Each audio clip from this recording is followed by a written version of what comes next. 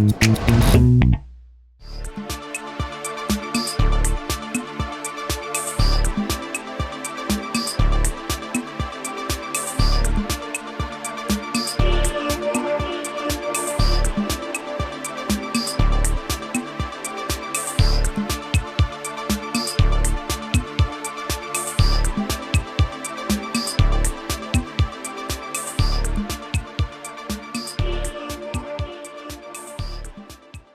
afternoon, everyone. Welcome to ZoomTRAK by NRail. My name is Matthew Zucaro. I'm filling in for our regular host, John Doring.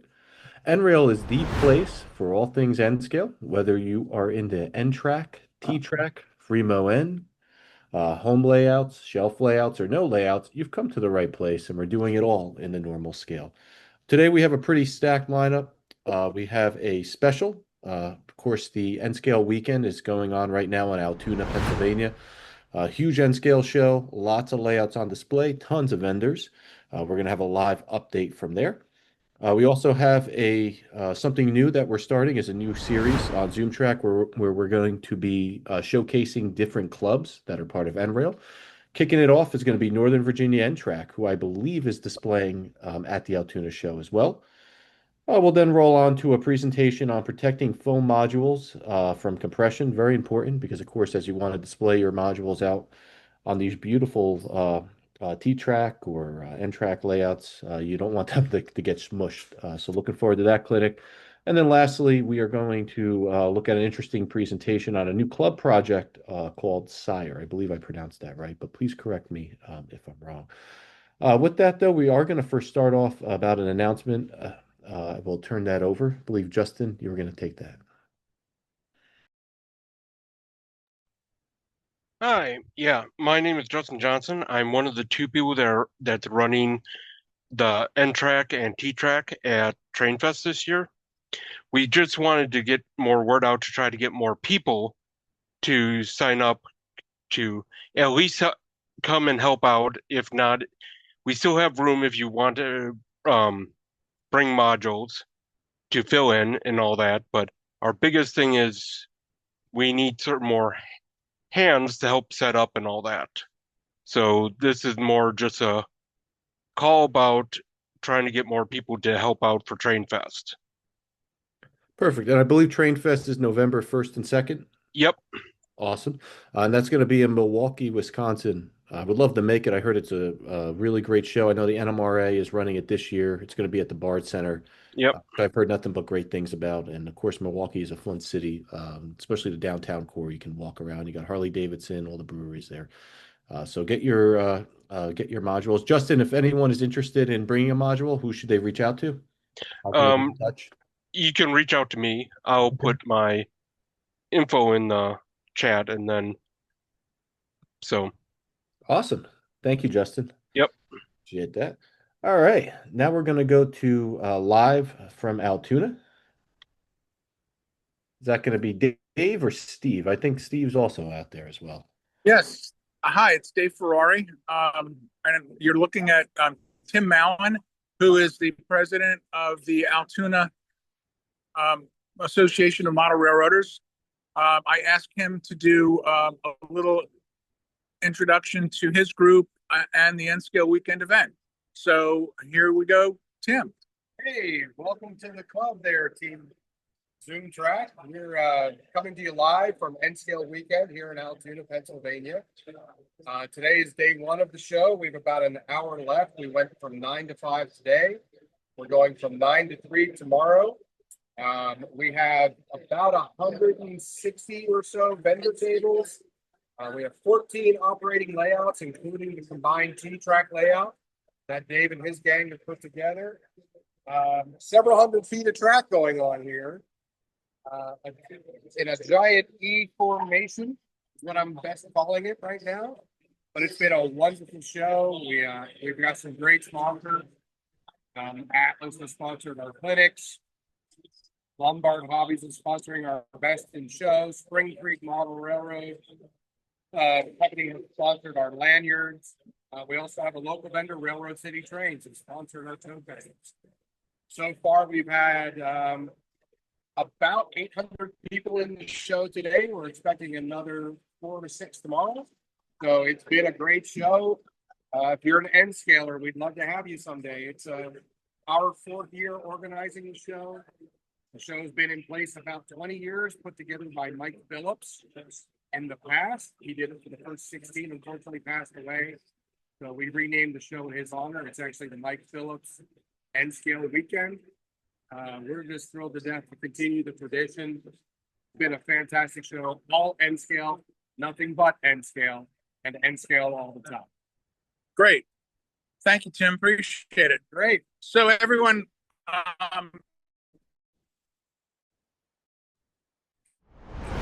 here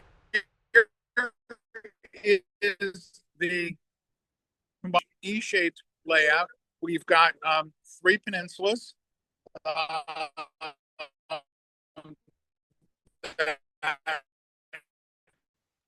Dave, you're breaking up. One peninsula's got an analog layout, or all DCC buildings. So sometimes we have issues with the reception here. Yep. I'll go closer to the window again.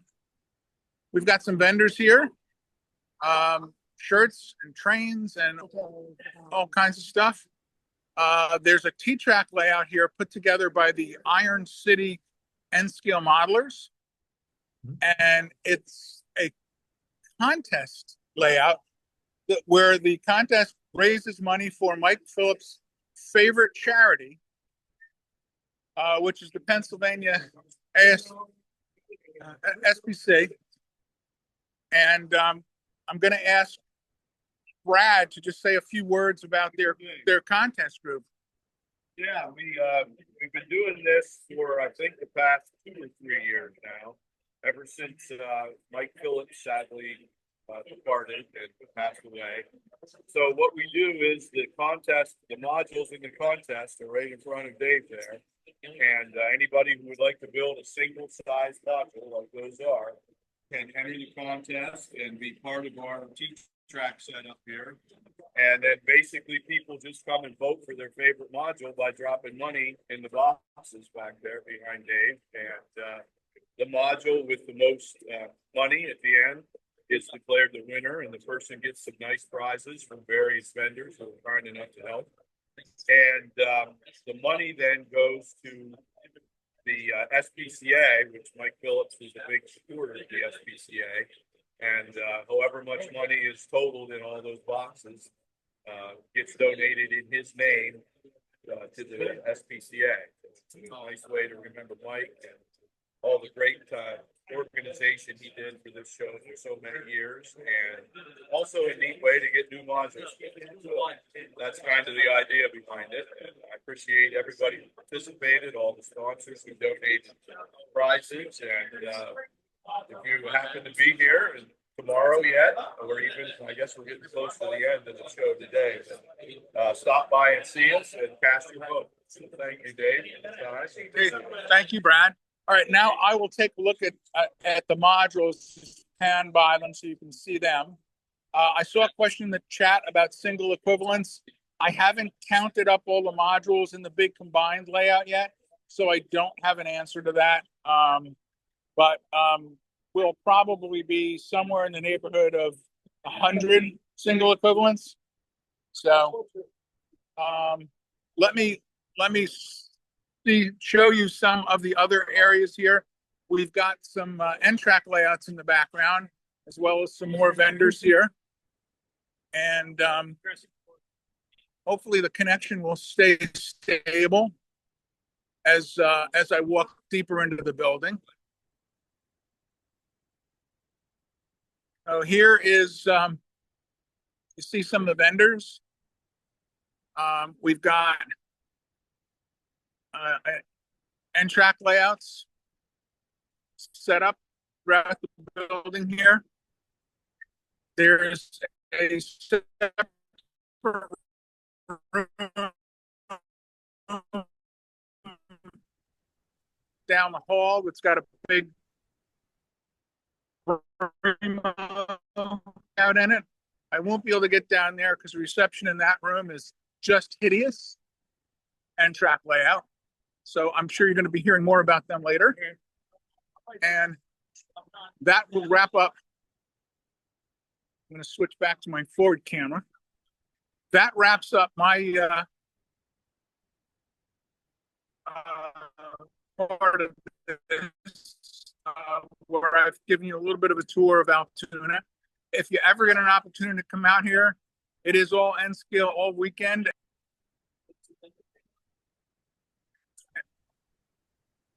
Perfect, Dave. Thank you so much. I really appreciate you doing the live cam from the show in Altoona. The show is going to be wrapping up, I believe, closes at 5 today. However, it will be back tomorrow from 9 a.m. to 3 p.m. at the Blair County Convention Center in Altoona, Pennsylvania. Altoona, of course, is a really great railfan destination. You're no more than an hour away from a couple really great railfan sites. You have the Horseshoe Curve, Cassandra's Overlook, the Galitzin Tunnels, and of course you have the famous Station Inn, which I believe is booked this weekend. Go figure. But it looks right out on the Norfolk Southern main line heading west to Chicago. So really great time. If you're coming from the New York metropolitan area, it's about 3.5 hours. If you're coming out from more Midwest towards, let's say, Cincinnati, it's about 5.5. But really worth it. I think the N Scale Weekend is quickly becoming one of the go-to shows on the definitely for the N scale community, but it's seems to be getting more and more popular every year. So lots of great layouts. Really appreciate that, Dave. Next we have is this month's club focus is going to be on Northern Virginia NTRAK, which is at the Altoona show right now. I'll turn it over to Northern Virginia NTRAK.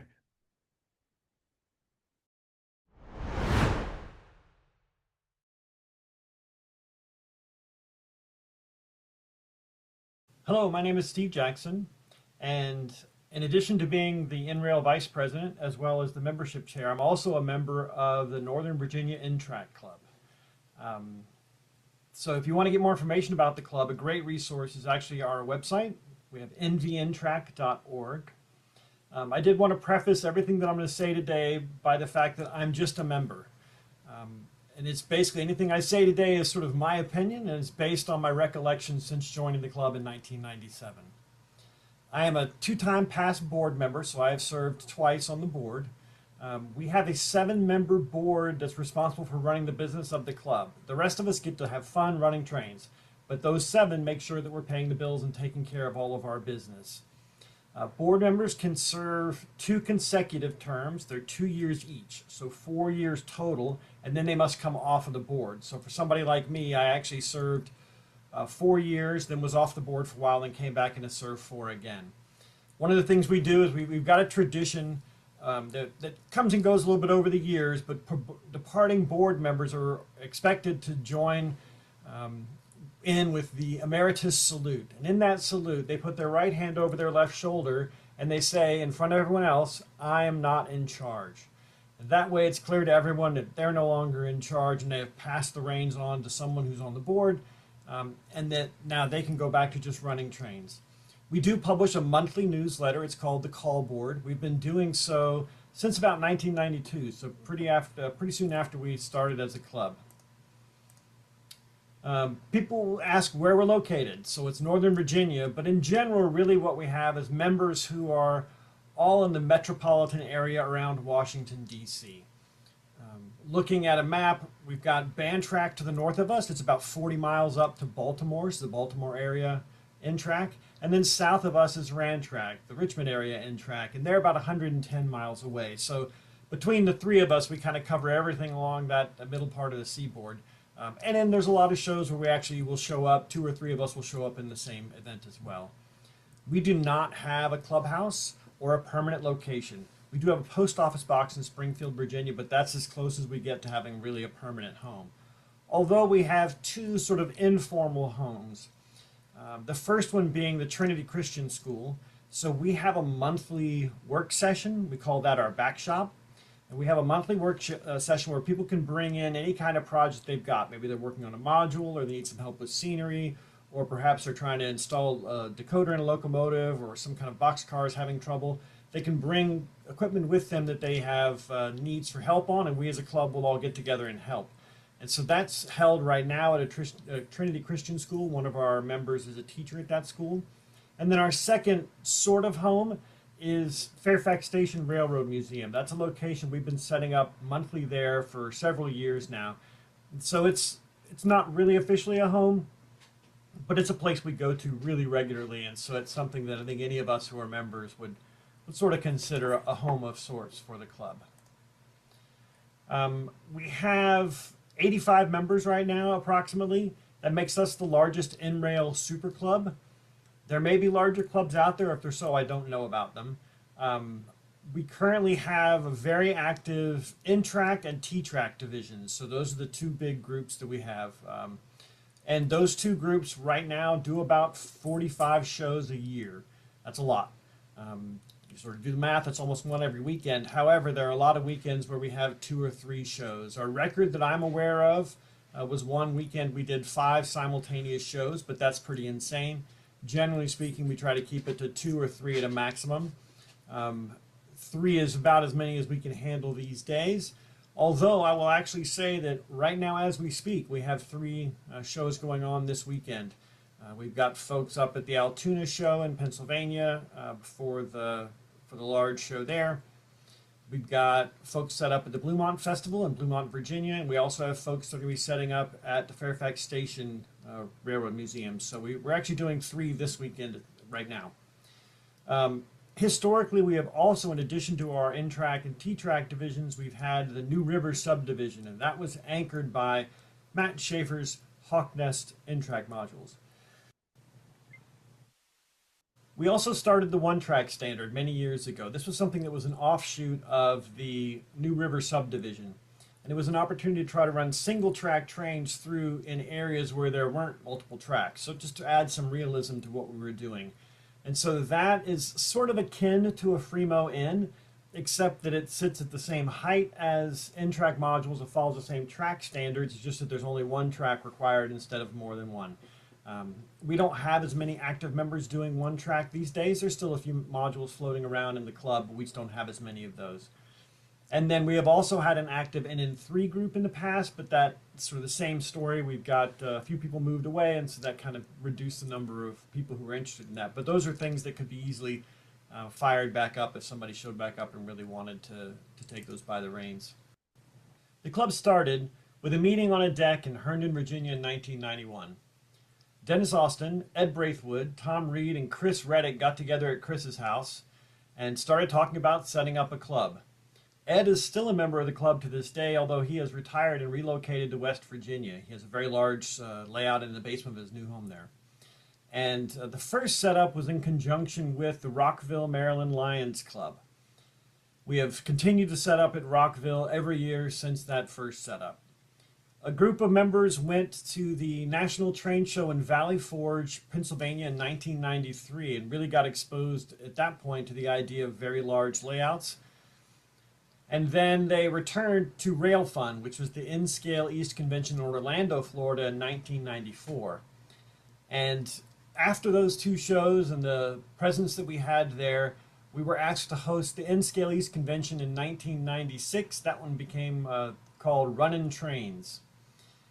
And at that show, the Red Line route was born.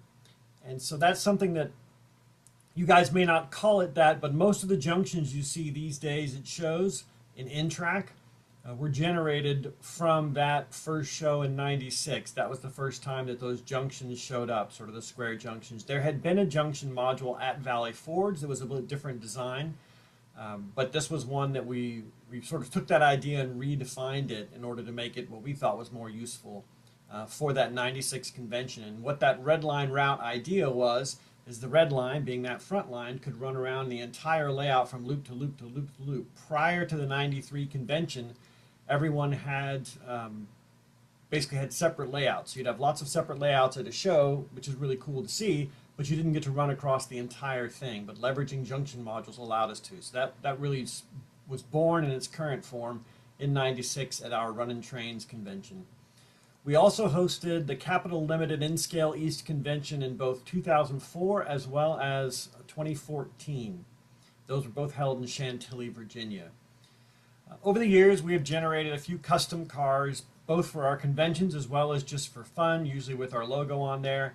And you may see these sometimes in the secondhand market. So at least wanted to mention that if you see something with our club on there, that's what that's kind of about. In closing, we're a large club and we maintain a big tent philosophy. Basically, if it's N scale, it'll fit in with us. We've embraced, like I said, we've got NN3, we've had the ZoomTRAK, we've got NTRAK and TTRAK now. Sort of anything that'll run an N scale train, we're excited to hear about it and learn and grow. And I look forward in coming ZoomTRAK sessions in learning more about your club and what you guys do.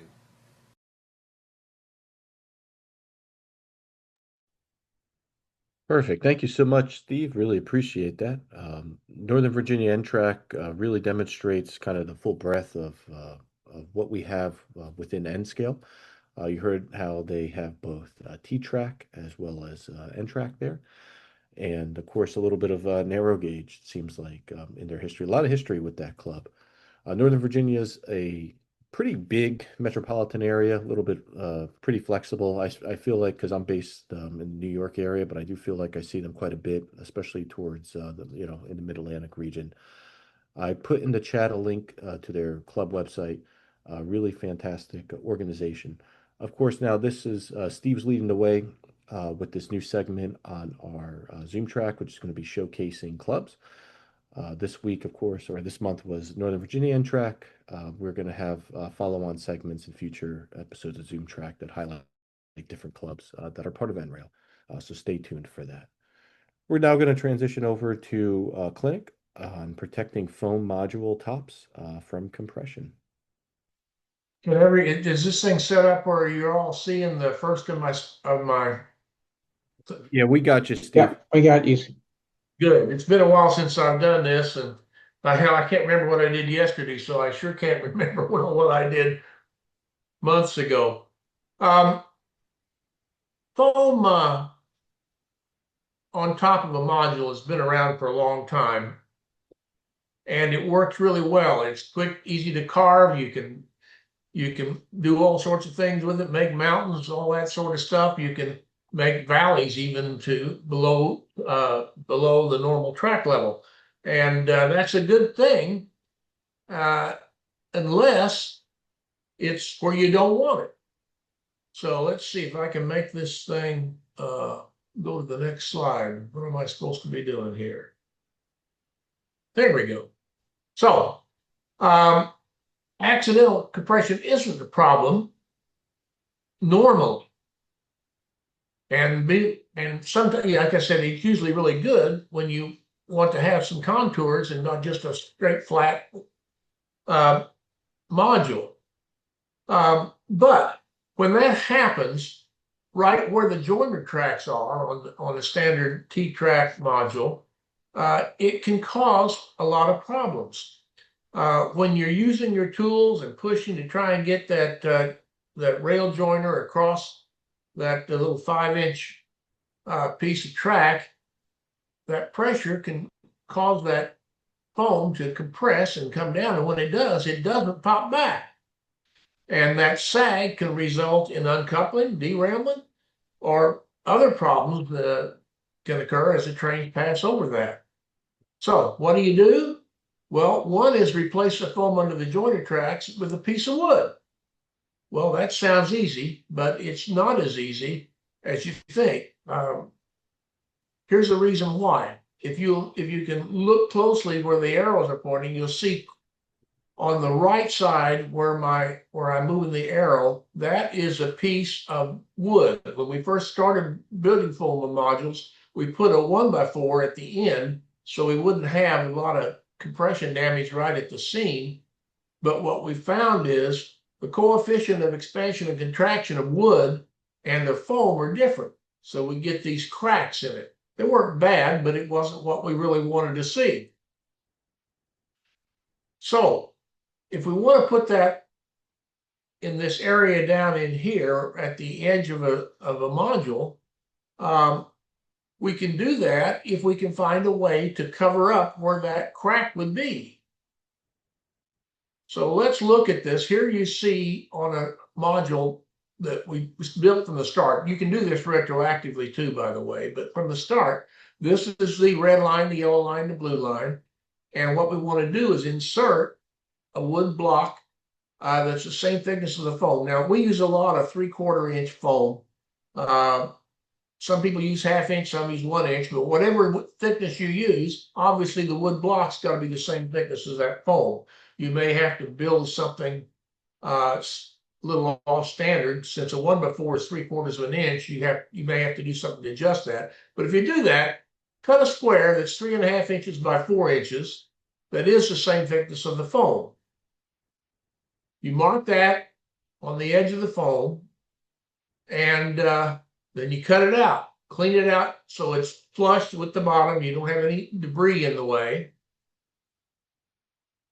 And then you insert that block of wood there, glue it, make sure it's smooth and flush at the ends, screw it in and countersink the screws. And then it gets something that looks like this.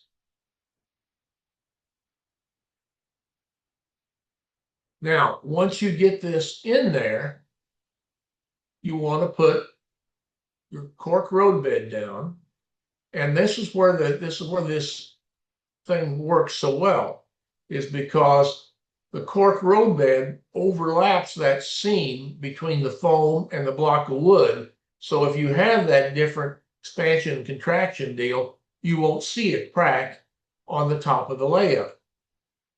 And you notice that it works on both sides.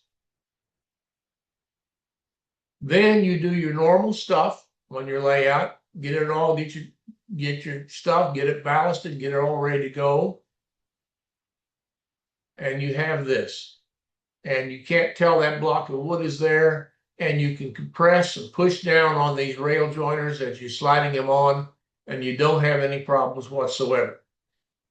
Now, Bruce said he wanted some short presentations, so this is what this is. It's a short presentation, and it's a quick way to solve a problem that has bugged our club for a long time until we figured out how to do that. So, are there any questions about this? I'm ready to give you an answer.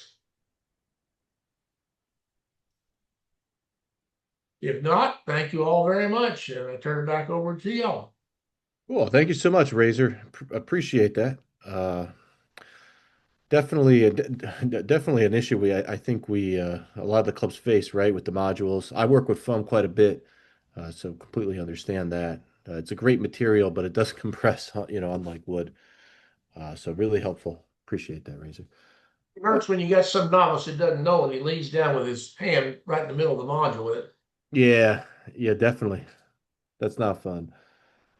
All right, we're going to move on to our last presentation of this month's ZoomTRAK, Sayre, a club project. Bruce, turn over to you. Okay, Sayre, a club project. What is a Sayre? Well, Sayre is a town in western Oklahoma. It's about 128 miles west of Oklahoma City on I-40, halfway between Oklahoma City and Amarillo.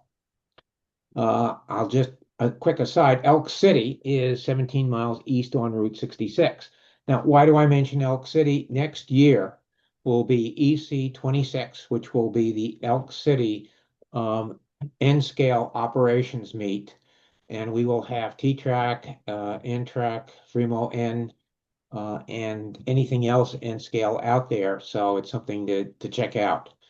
Back to Sayre. Sayre was incorporated in 1901, has a population about 4,800, so it's not really all that big. And it's a railroad town, like most of the towns in this part of the state. So this is a picture just to give you a general idea about what the topography around the area looks like. I think, I'm not even sure you can see any mountains in the distance at this point. It's very flat all the way out to Amarillo. Well, there's some hills, but hilly country, but all the way out to Amarillo, it is flat. So Sayre was built along as the westward track of the Choctaw, Oklahoma, and Gulf Railroad. The town was named after one of the shareholders, Robert Haysham Sayre. The railroad did not have an interchange point on the west end, so the Rock Island leased the line and built it all the way out to Tucumcari. Tucumcari, New Mexico. That's where the Rock Island interchanged with the Southern Pacific. It connected to a Southern Pacific line that came down from Kansas City into El Paso. And from there, the Rock Island could have a direct route to the West Coast.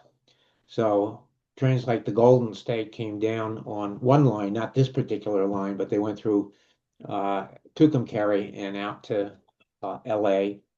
And this was a way in which freight coming across from Memphis. This line originally started in Memphis, came across Oklahoma, and that way the Rock Island had another West Coast route. But the Rock Island, now just to give you a picture of where Sayre is, you can see that it's pretty close to the western edge of Oklahoma, going into the Texas Panhandle, and Elk City is right next to it, and El Reno is the north-south line that goes from Kansas City on down to Dallas. But alas, there is no more Rock Island. What there is right now are two groups of railroads under the same ownership, namely Farm Rail and Grain Belt. And they run grain trains and oil trains in this part of the country. And you can see where Sayre is. It's circled there right next to his Elk City, and the engine terminal and headquarters for the combined railroads are in a town called Clinton. So getting back to Sayre, actually taking a slight divergent route, Walthurst runs a yearly contest, and the contest is for a module, actually not modules, but dioramas. And one of the entries this particular year was an N scale entry that would be 2 feet by 3 feet. And they have packages, and part of this is to get you to buy one of the packages, and the package, Ag by Rail, has their farm supply, the storage shed, and a grain elevator. So we saw this and looked at what we could do with this, possibly. That is a picture of the grain elevator in Sayre. Now, to me, this is a really interesting structure because it combines two eras of grain elevators all in one very compact space. First time saw this was on a Rock Island Historical Society trip, which actually visited Sayre, and we saw this and I said, wow, that would be something interesting to model. So our club went ahead and decided that we were going to do this. Why Sayre? Because of the notable grain elevator. The buildings in the Walthers package match up pretty much with what we have there. It's an Oklahoma location, and we're modeling our home state. And we could make a club project out of this. We have people in our club with many different skills, and we managed to put them to work in coming up with this module. So if we are going to go ahead and build Sayre, how are we going to do that? I mean, it's nice to say, yes, I want to build it, but how do you go about doing that? Well, the first thing to do is research the location. And in researching Sayre, we went ahead and saw that they actually have a railroad museum. Well, actually, it's a town museum, but there's also strong railroad aspects to that. And a lot of railroad stations have been small railroad stations have been converted into museums. There's Google Earth. Google Earth is very valuable when you want to look down on structures and see where they're placed.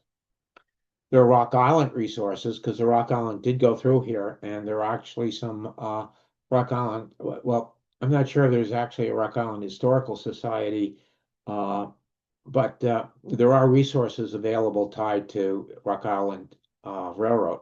And then just a general picture search. Matt did a presentation for us a couple of months ago on using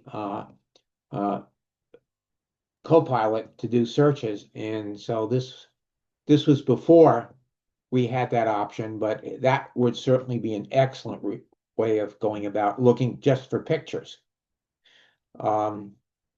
So here's the railroad station. The railroad station still stands there. This is actually from the 60s, so this is like a 60-plus-year-old picture. It turns out that the railroad station was closed down. Then they made it, the Town Historical Society took it over. And then they opened up something called the Shortgrass Country Museum, and it closed down for a period of time. Then it opened back up. We tried calling them, and we finally got through to them, but we were never able to actually visit them.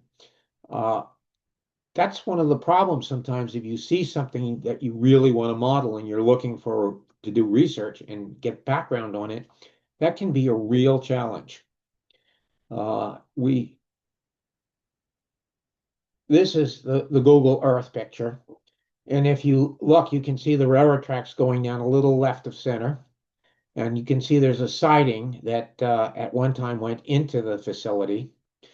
And you can see there's a road up top, a road at bottom. So this is really part of a city block. It's not a full city block, but it's a very compressed area. You will notice that there's no station across the street from there. There's another building, but it's not the station. Now this is another picture of the same station you saw before, and this is from Rock Island Railroad resources that we found. And you'll notice something like a car sometimes can help you date this. So in this case, the picture is actually dated as being 1978. And you can see that this is right before the Rock Island shutdown, so there really wasn't much going on. If I'm not mistaken, there was no passenger service out here any longer. And so you have a platform area, but nothing else much. So going to the elevator now, the elevator details include two sets of structures. It took me a while to figure this out, but if you start looking at it and looking at trying to age some of the structures, you'll notice that there are some original structures, and then there are some newer bins that were set up with the actual elevators to load them with a feed, and the older structures were kind of abandoned, and at this point, everything was abandoned around the 1970s. So trying to get information from the owner, by the way, I think the owners are still in the same family, but trying to contact them, we were not able to get any information. So a lot of this was guessing, and then of course there's some other aspects to that. So here's a picture, and if you notice, the first, third, and fourth buildings match up pretty close with some kit batching to the Walters contest, and those are the original buildings. Then the second building from the left, the bins, that is newer, and you'll notice if you look closely, the piping is newer on that. This is how the two different ages, and of course there's writing on the sides of the building, which is very faint, but it's there. And our plan was to do a diorama, but one that also could be used as a module. If you build a diorama, it's sitting there, it's nice. If you win a prize, great. If you don't, you tried. And then what do you do with it? So if you build a diorama that can actually fit into a layout, you now have dual purpose. You're entering something into the contest, and whether you win or not, you just go ahead and put it into the layout. Well, as you notice, there's a single track that goes right down the middle, and that doesn't work well with NTRAK or TRAK. However, there are two other module standards that use single track. One is Fremo N, which is 50 feet, 50 feet, right? 50 inches high, and one track, which is 40 inches above floor. Fremo N does require code 55 track, which really does look better. It also requires the track running to the end of the module. We did want to put in a backdrop, which is not a Fremo N standard. And because of the fact that there were two possible standards, we could use screw-in legs of two different lengths, and that way we could have actually three rolls. One is a diorama, one is a Fremo N module, and one is a one-track module. So, how are we going to build this? Well, you'll notice the station was not across from the elevator. If we wanted to put it where it is on the prototype, it would be across, it would be in the next module, and we weren't building a next module. So we moved it to across from the station. The roads were perpendicular on the picture, the Google Earth picture. But one of the things that we've heard is that it's a little bit more attractive, gives you better depth if you take that road that runs front to back and put it at a slight angle. If you run it perpendicular, you may be prototypically correct, but it may not look as good. And remember, there is modeler's license. Also, we had room for one road, but the second road just wasn't going to fit. There was a kind of a drainage ditch going into a stream that you'll see in a minute, but we managed to turn that running parallel to the road. Of course, selective compression is what we're doing here, although we didn't have to be too selective about it. And then the final thing is to put down a nail on what date we're going to model in. And we figured we'd do the 1960s while the Rock Island was still running. And that would give us some more options. And the elevator is open at that point. Now, this is a picture. I think this is also one of the Rock Island. Yeah, this is from off of our picture archives. And you'll see the track running down the center. You'll see way down on your right the station, where it's a block further than from the elevator. And then on the left is the elevator. And that drainage ditch, it actually comes along the side of the track on the right side, and then it curves underneath and goes under the track on the wrong side of the road. But again, we're using modeler's license. So this is what we came up with as a plan. We've got the elevator, not as much piping as on the prototype, but that was a little bit more than we thought we could handle. We've got the station. We also had some time constraints because there is a deadline. And you will see parallel to the road, we've got a river, or stream, I should say, and we've got the buildings, which are the two storage sheds that are part of the grain elevator. Just to the rightmost is those are the grain storage, and then to the right is the storage building, and the store is on the left side here. So we managed to get all three buildings in here, actually 4 buildings in all, because one building we had 2 kits that we used. So how are we going to go about building this, right? We got this really great plan now on what it's going to look like. We're going to make it a club project. So we first have to do a design. And then we do the framework on the module. Then we put down the track. Then we do the wiring. The buildings we add on. Now the buildings we started assembling early on so that we could help with the actual planning of the module top. Vehicles, scenery, and more scenery. And we're not going to cover all of this today. We're going to just basically cover the first part. So the framework is 3 feet. The dimension of the module is 3 feet by 2 feet. And the end pieces are 1 inch by 6 inch oak pieces, which are part of the Fremo standard. The side frames are 1/4 inch side frames, 1/4 inch plywood side frames. We put in corner blocks with leg sockets, screw-in leg sockets, and we made 2 sets of legs, one 40 inch, one 50 inch. And then we have the 1x4 cross brace, and you'll see that in a minute. So this is what it looks like. We've got the heavy duty end pieces, and that's for module stability, as well as also providing the stability for the track being secured at the ends. So this is the module as it was built with the screw-in legs, and those legs can be replaced. So the module has a 1/4 inch plywood top. What we did was lay out the track on the top, and it's not very complicated, a track plan. position the buildings just to get a better idea of how everything's going to fit together. Mark where the stream goes. And a lot of these we just position. We don't secure anything yet until we're certain that we have everything in place. So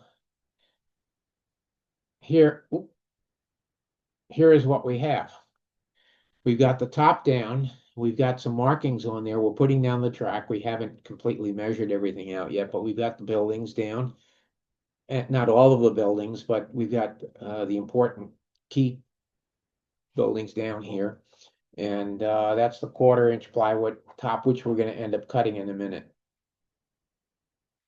So first thing to do is secure that top. We're going to cut the plywood top. The reason for that is because we got a stream going all the way top to bottom. So we're going to need to mark it off, cut out the area for the stream, and then secure the 2 pieces. We're going to carve out the stream bed from foam, glue that in place, and we're going to run, before we do any cutting, we're going to run the track mark line across the top of the piece of plywood. And here we have what you see. This left piece is down. Yes, that is a piece of rail. It's weighing down the top and some spikes. And you'll see the stream cutting across on the right side. We have an extra piece of filler foam for that on the other side of the brace. The brace is across the center. And then we can put down the first piece, second piece, glue that down, and glue the foam into that opening. And this is what it looks like after we're done. And we have a thin sheet of basswood that's our road bed. And we've got it next to a ruler, straight edge, which we'll actually use when we put down the track to make sure the track is perfectly straight. And there's the riverbed stream.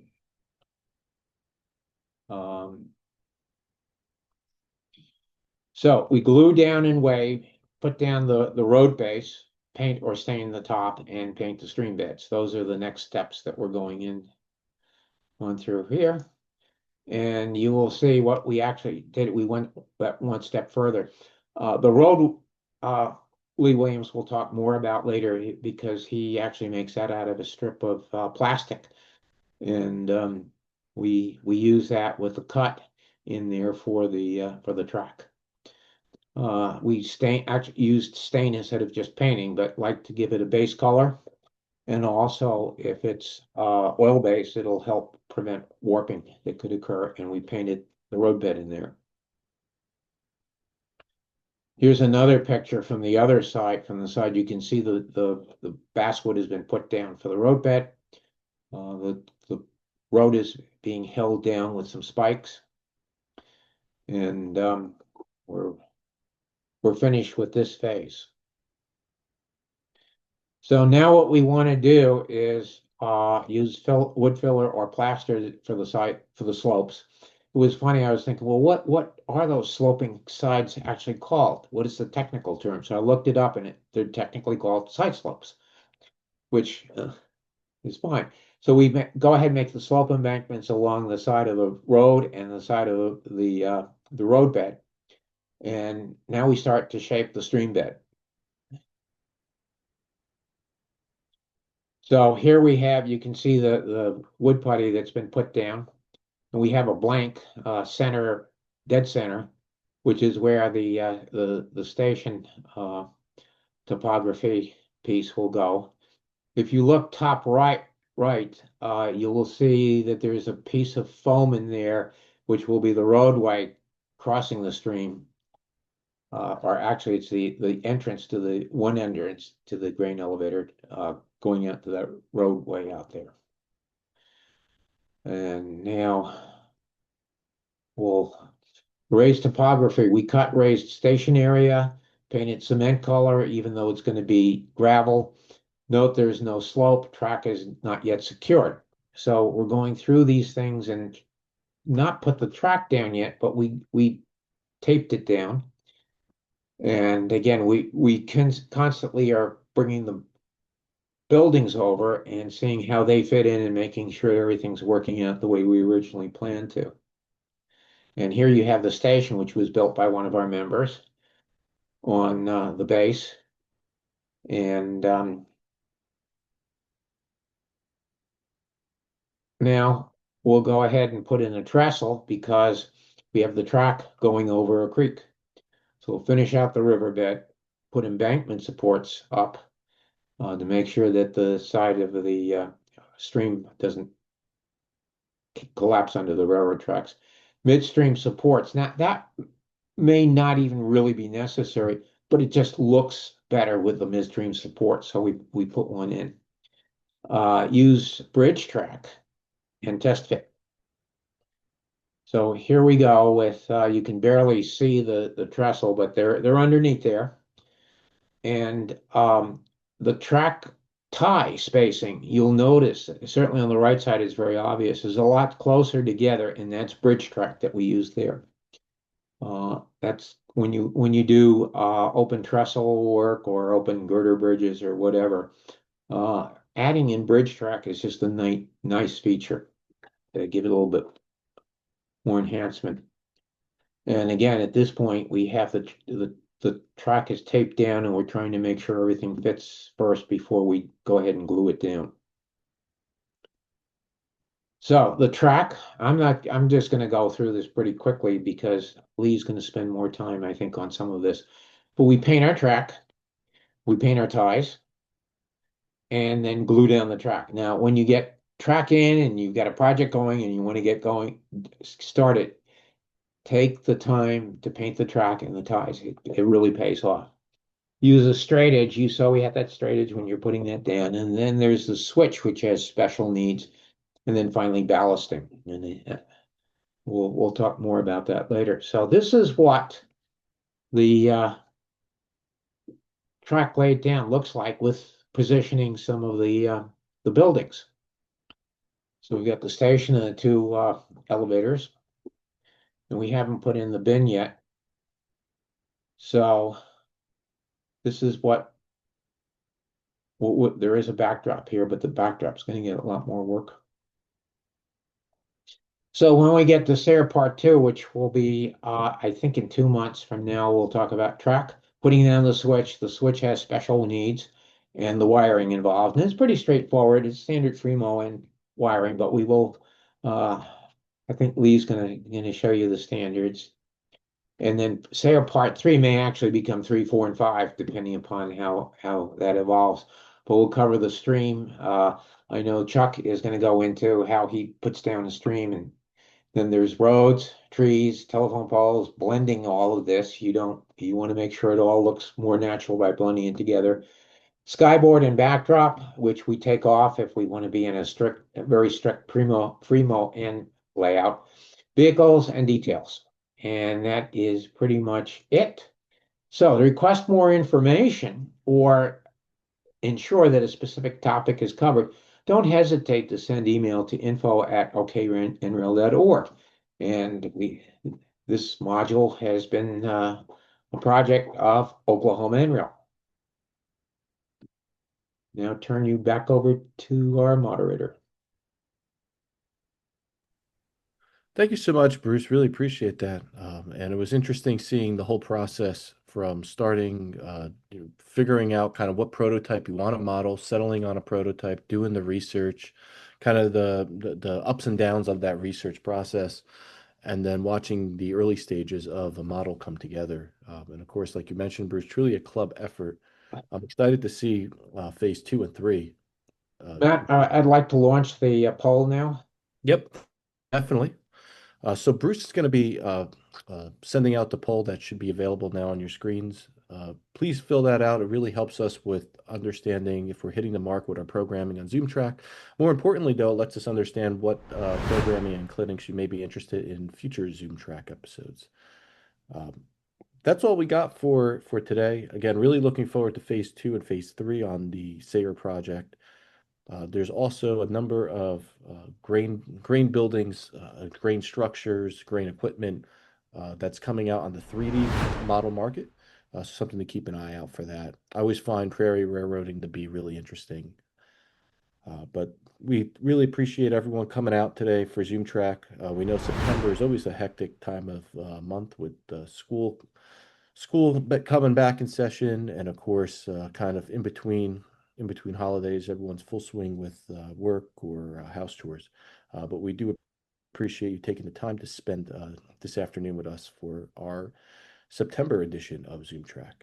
With that, hope everyone have a really great weekend and happy model railroading. Thank you for joining us. This has been ZoomTRAK.